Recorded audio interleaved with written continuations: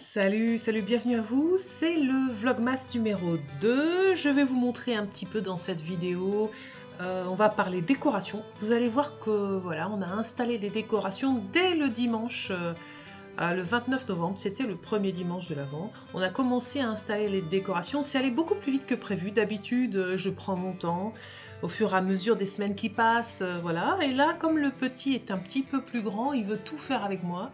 Et je dois dire qu'à deux, ça va tellement plus vite. On a pris énormément de plaisir à décorer notre maison. Vous allez voir ça dans quelques instants. Alors, on a commencé par le dessus de cheminée. C'est la première chose qu'on a faite. Et je dois dire que c'est Antoine, c'est le petit qui a eu presque toutes les bonnes idées. Hein. C'est lui, vous allez voir qu'on a mis un chariot, etc. C'est lui qui a eu... Là, j'ai laissé faire. Maintenant qu'il grandit, bon, c'est vrai que si vous aimez bien la décoration, vous savez que les petits, des fois, ont des idées un petit peu... voilà, hein, ils veulent faire de la déco, mais c'est pas toujours très harmonieux. Mais enfin, j'ai privilégié son plaisir. Et puis c'est vrai qu'il a 9 ans maintenant, il commence à voilà, avoir un bon petit sens de la déco lui aussi. Donc je me suis dit, bon, je vais le laisser faire et le laisser un petit peu diriger tout ça. Et vous allez voir que le résultat est plutôt sympathique. On est parti sur des couleurs dans cette pièce. En fonction des pièces de la maison, je choisis un thème. Et dans cette pièce, c'est rouge et blanc, Noël traditionnel. Si vous me suivez, vous le savez, hein, parce que ça fait plusieurs Noël que vous voyez mes décorations. Donc, vous savez que dans cette salle à manger, je fais rouge et blanc traditionnel.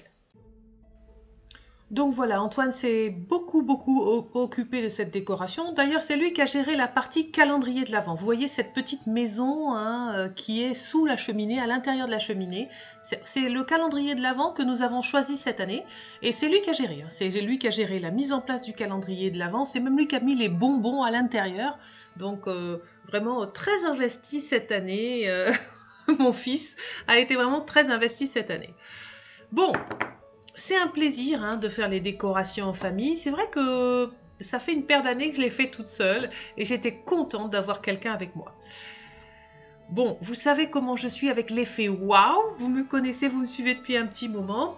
Dans mes décorations, je finis toujours... En fait, je commence toujours par un fond de verdure, naturel ou synthétique. J'aime bien le naturel, hein. Là, mais je suis partie là sur une guirlande synthétique parce que j'avais envie de faire tout le tour de la cheminée. Je mets mes décorations. Donc je mets du vert sur le fond. Ensuite, je pose tous les décors et je termine toujours par l'effet wow. Ça veut dire par des guirlandes LED. Hein. Il faut qu'il y ait du peps. Hein. Il faut quand même que ça claque un petit peu pour les fêtes de Noël. Bon, allez, on va regarder d'un tout petit peu plus près toutes ces petites décorations. J'ai mis une paire de mini-skis en bois. Antoine a eu l'idée du chariot avec le nounours et le cadeau à l'intérieur. Il y a beaucoup de choses. Hein. Voilà, c'est lui qui s'est occupé de cette zone-là entièrement, hein, avec le petit calendrier de l'Avent, les petites poupées achetées il y a un petit moment chez Ikea. Et puis... tout le reste, voilà, on est dans un Noël traditionnel. Hein. Ce que j'appelle Noël traditionnel, c'est le respect en fait du thème verdure et couleur rouge, hein, avec des baies, avec des choses comme ça. On a suspendu les chaussettes hein, aussi, 2 chaussettes, une de chaque côté, pour amener un petit peu de symétrie. Donc là, vous voyez, j'ai disposé un petit peu des décors faits de baies rouges givrées. De baies plus foncées, de petits sapins verts. J'ai mis une guirlande de sapins artificiels, mais vous voyez au fond, j'ai fait un mélange avec des vraies branches de sapin, hein, pour casser un petit peu le côté trop plastique. Souvent, moi, je trouve que c'est une bonne idée de faire un mélange des deux. Sur ma table, vous avez les 4 bougies de l'Avent, très simple, hein, j'ai disposé les 4 bougies, des branchages, des feuilles de sapin et puis des pommes de pin.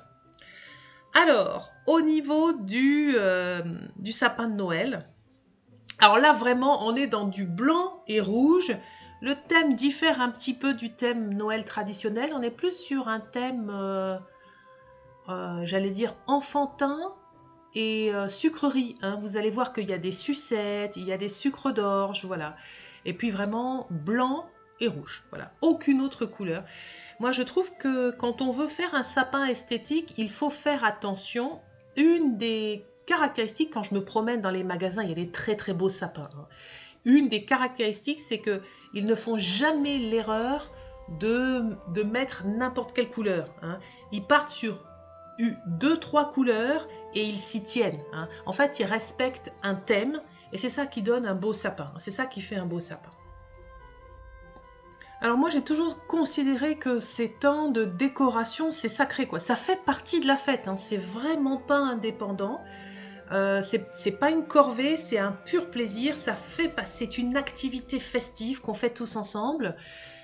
Je n'ai jamais eu l'occasion de vous montrer mon deuxième salon. Un Noël prochain, je vous le ferai. Il est sur le thème or et marron et plutôt métallique, beaucoup plus brillant, beaucoup plus... Et c'est un sapin qu'on achète naturel. Là, c'est un sapin artificiel. Et dans mon salon, c'est un sapin qu'on fait, alors là, pour le coup, tous ensemble. C'est-à-dire qu'on attend que tout le monde soit là. Quand il y a la famille élargie, on attend que tout le monde soit là et on le fait tous ensemble. Hein. Là, c'est le sapin qu'on fait en tout début, dès le premier dimanche de l'Avent, mais il y en a un autre que je garde exprès hein, pour qu'on ait le plaisir de faire ça en famille, tous ensemble. C'est en soi un bonheur, voilà. Bon, qu'est-ce qu'on a fait d'autre? On a fait le bar à bonbons, mais oui, si vous me suivez et que vous commencez à me connaître, vous savez que dès le premier dimanche de l'Avent, dès la première semaine, mais il n'est pas trop tard, hein, si vous n'avez pas de bar à bonbons chez vous, pour en mettre un sur un rebord de fenêtre, sur une desserte roulante. Je mets des sucreries pour les invités, pour les gens qui passent, pour nous, voilà.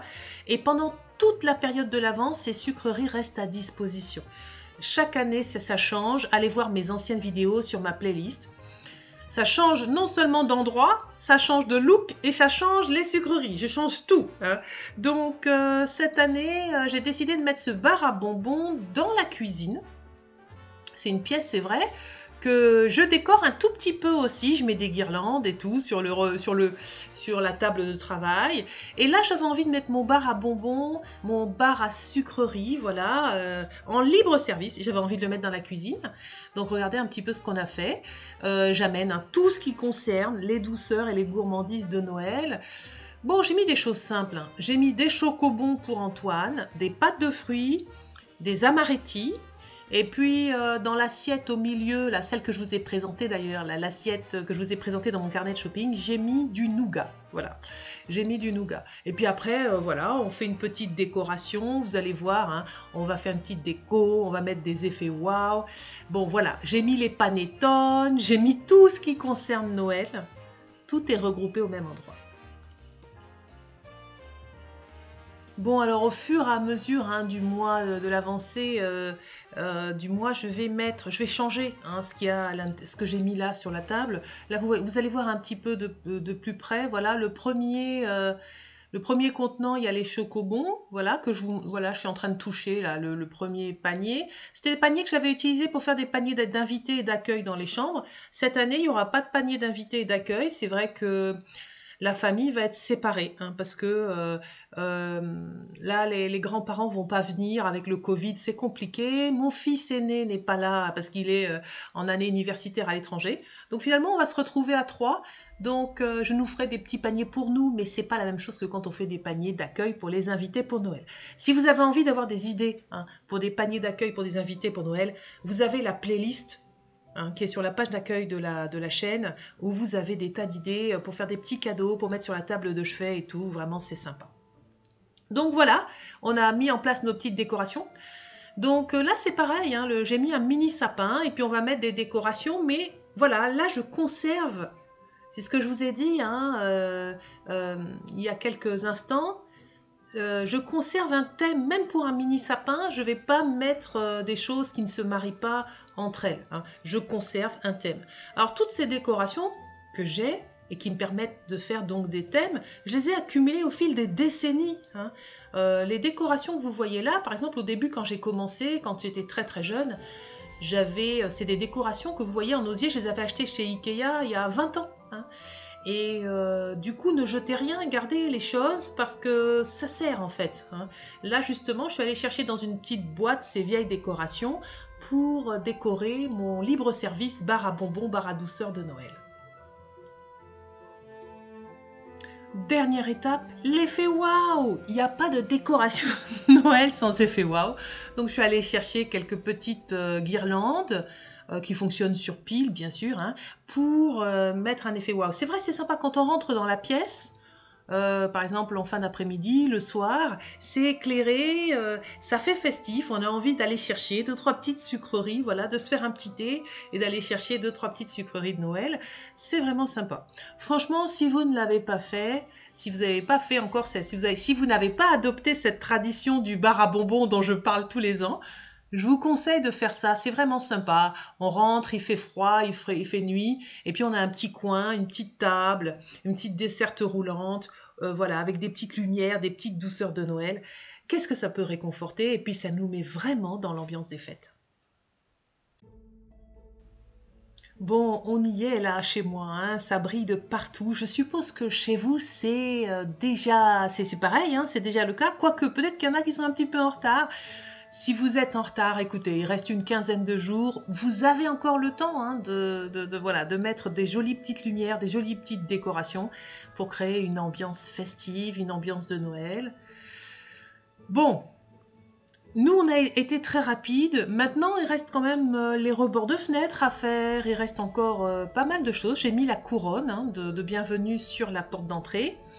Il nous reste les chambres, il nous reste quand même quelques endroits. Mais on a été très rapide. On a fini très rapidement la cuisine, on a fini très rapidement la salle à manger. Et puis le salon, je vous l'ai dit, j'attends, on ne sera que 3 cette année, mais enfin pour faire le sapin naturel, j'attends que mon époux soit disponible et on va faire ça tous ensemble. Ça sera l'occasion hein, de faire des choses ensemble pour Noël. Premier dimanche de l'Avent, vous voyez, ma première bougie est allumée. Donc, moi je respecte cette tradition, c'est vrai que c'est complémentaire du calendrier. Et ça permet, le calendrier je trouve que c'est beaucoup plus pour les enfants.